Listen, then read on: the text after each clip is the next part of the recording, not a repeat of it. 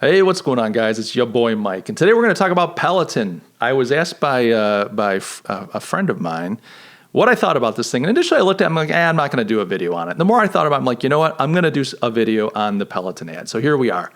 Real quick, I'm sure you all know about this ad, and if you haven't, I'll put a link to the ad in the description below. But long and short of it, a wealthy husband buys his fit, attractive young wife an exercise bike. Okay, you ready? Yes. Now.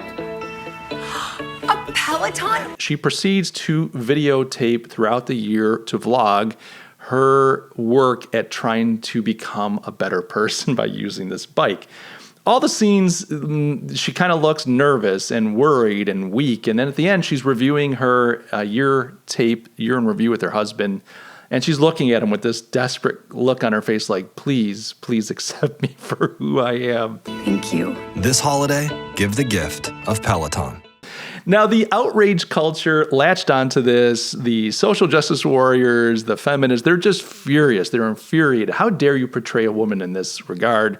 This is disgusting, et cetera, et cetera. A Washington Post journalist decided, no, you've got it all wrong. That this ad's problematic, but not because of that, but because it shows the husband is outrageously gifting his wife, demonstrating his economic prowess in the light of her economic weakness and dependence on him. She's just like a large child at his beck and call. So everybody's wound up about it. And I would just like to say, folks, this is just a poorly done ad. I mean, for me, there are two kind of things that stand out here. One is the concept of the ad is not bad. A spouse buying another spouse an exceptional gift, an expensive gift, the recipient spouse excited to have it, and somehow using the gift transforms them into a better version of themselves.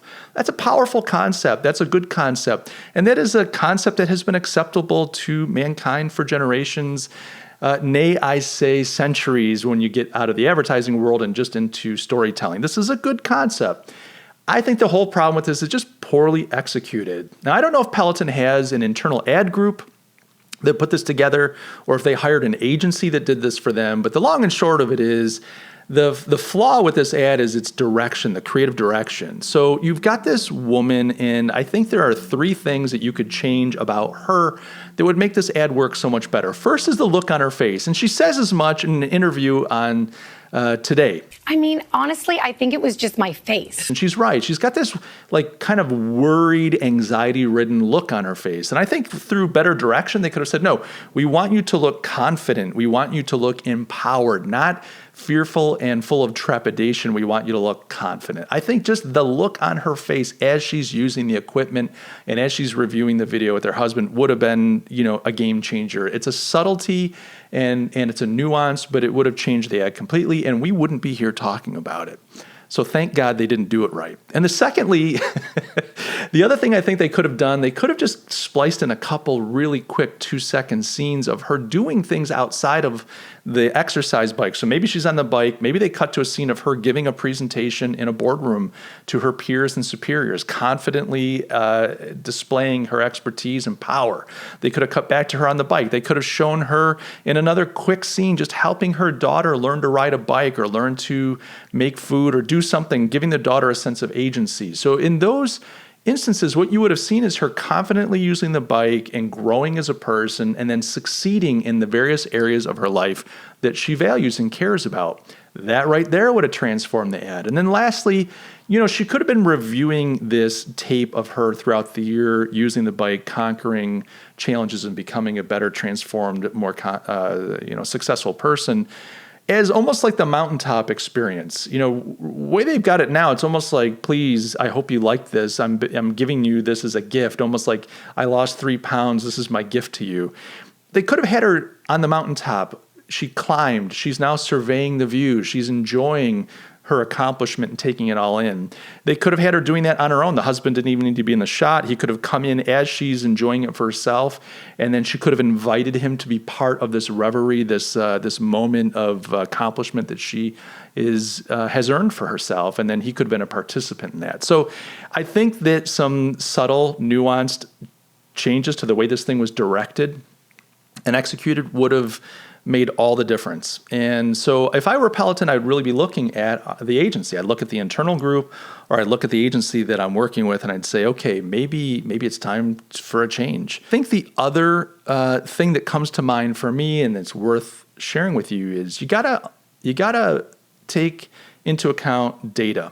It's very likely that Peloton's working with data. Now, a lot of folks that were reacting to this ad were upset that this is like this fictional couple. This is pathetic. This man with all this power, and the woman, is almost like a vassal to him. And I think that this misunderstands an aspect of our society. You look in any city in America, and there are wealthy suburbs and wealthy areas of a city, but there are wealthy suburbs.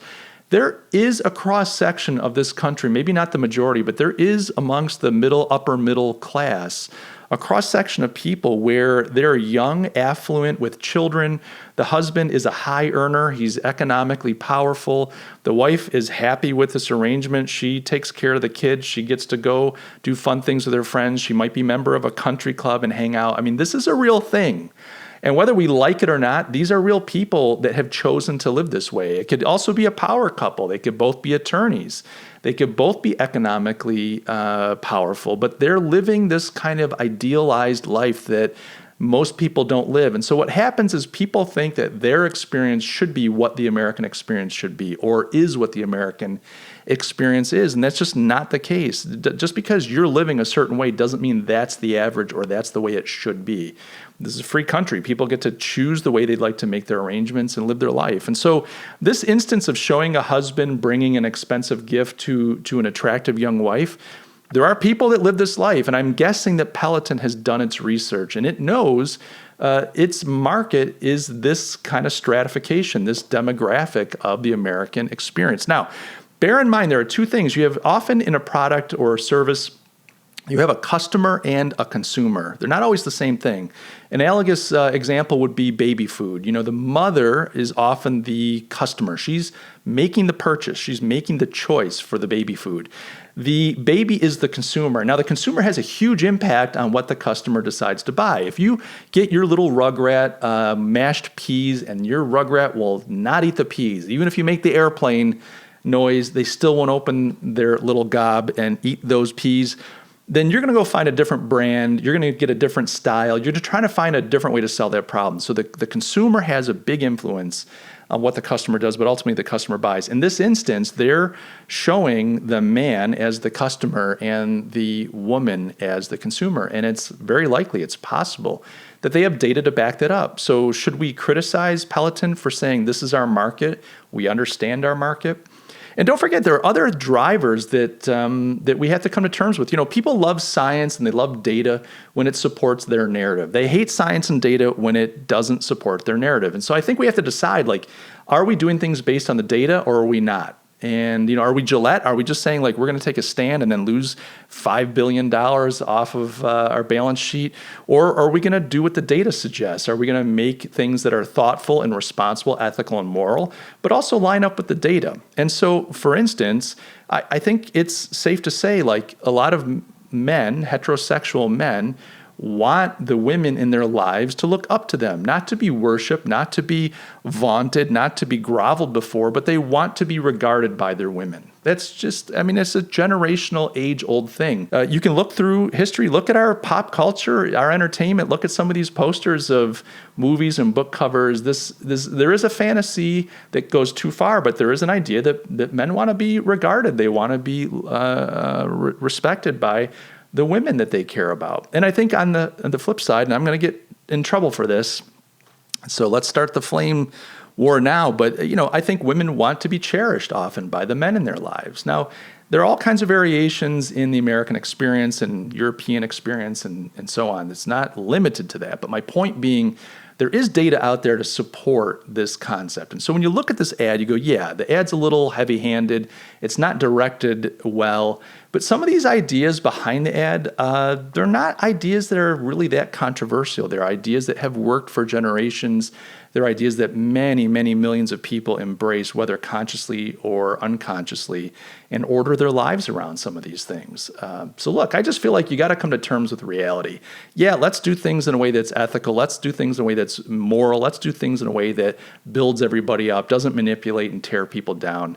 But on the other hand, let's be realistic. I mean, come on. A husband buys a wife an expensive gift and she gets something out of it, and there's a little bit of love between the two of them because of it. Give me a break. So for me, that's my view on it. I just think that it's a good concept. I think it's poorly executed. I think it's heavy-handed.